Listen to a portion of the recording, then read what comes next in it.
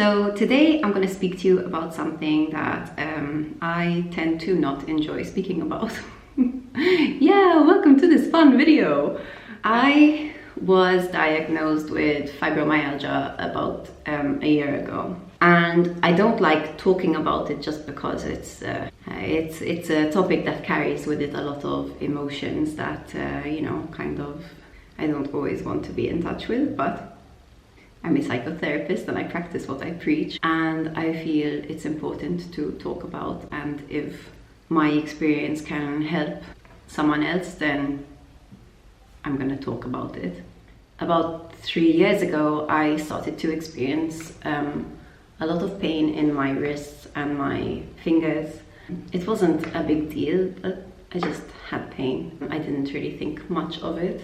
But like slowly, over the course of the next 2 years, the pain that I was experiencing spread to my entire body. And the pain was bizarre. It was very deep, on a very deep level, and it felt like it was on every part of my body. So I would feel it in my bones, I would feel it like in my veins, in my joints, I would feel it in my muscles. I would even feel it like I would get sore throats a lot, and I'd get tummy aches sometimes, and I'd get pain in my eyeballs. And when I tell you it was all over my body, it was all over my body.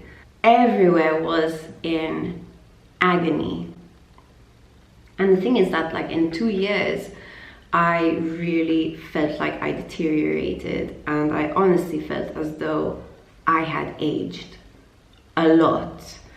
I didn't feel like I had aged, like, by a few years. I felt like I had aged by a few decades, and I honestly felt like an old person. But I also experienced very low energy.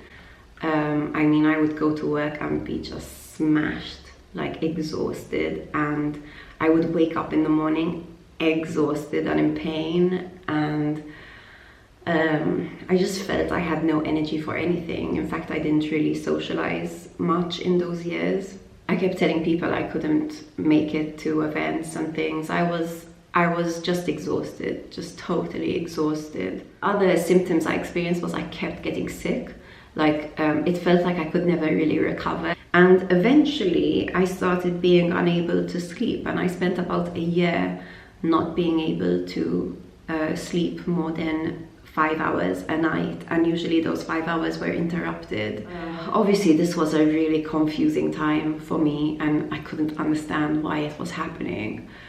It was very confusing for the people around me as well, and I felt very guilty for this. Like, I couldn't understand why I was always in pain and why I was always tired. So eventually, I started to feel like I just couldn't take it anymore, and I needed help. I needed to change my life and the way it was going. Luckily, my mom found a doctor specialized in fibromyalgia. Oh, and I assumed I had fibromyalgia. Let me go back. So in these 2 years, I kept going to doctors, and they kept sending me for different medical tests, and my results were always fine. Like, oh, you have nothing, or oh, it's just stress, which, kind of great, but I'm still in a lot of pain. It doesn't take away the way things are. In a way, it felt like crap every time a result came back just fine, because I couldn't understand what was happening, and I started thinking that maybe I was imagining all the pain, which was a horrible experience, to think that maybe it's just not real. So then what would happen was I would end up pretending that the pain wasn't there and just pushing myself, and then I would end up broken. So that wasn't a very good idea. Anyway, I couldn't find any specialists, so nobody would actually diagnose me. And a couple of doctors told me, like, yes, it sounds like you have fibromyalgia. There's not much you can do about it. You just need to learn to live with it. Luckily, my mom found a doctor specialized in fibro, and we went to him. And there and then he diagnosed me, and he said, yeah, there's no doubt that you have fibromyalgia. He said, but just because you're like this now doesn't mean that you need to be like this for the rest of your life. And for me, that was like a weight just lifted off my shoulders, like, wow, like it doesn't mean I'm going to be like this for the rest of my life. He put me on a year-long treatment plan. And he said, like, we need to see how it goes. Some people respond really well to the treatment. Some people experience difficulties. We just need to see how it goes.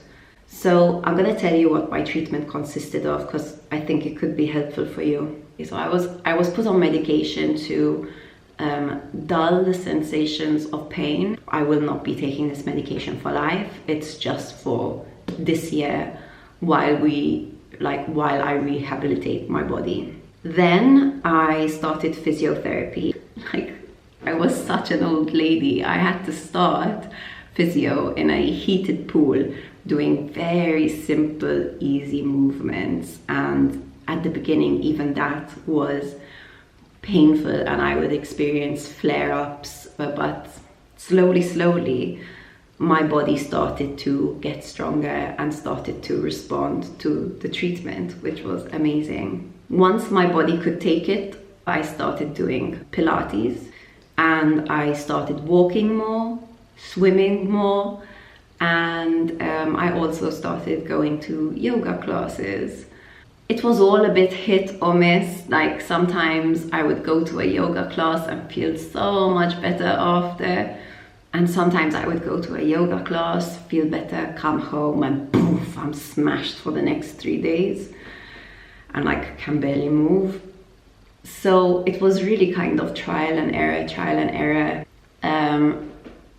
But it did all help. So part of my treatment also involved making changes to my lifestyle. I started to drive a lot less because I would experience a lot of pain in the car.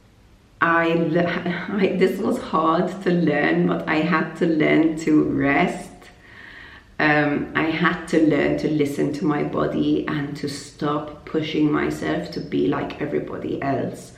And so I learned that when I'm tired, I need to rest. One of the best tips I got was from my lecturer, Lydia. She told me, stop fighting it.